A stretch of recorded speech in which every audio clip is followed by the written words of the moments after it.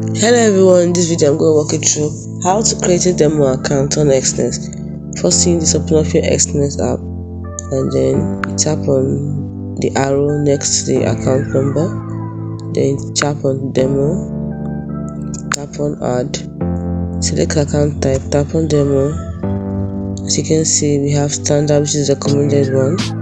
Tap on continue, choose the currency and your leverage, and then the account's nickname. You can choose an account nickname.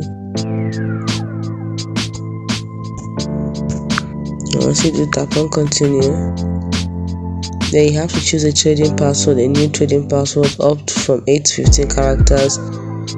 Make sure you meet all these criteria.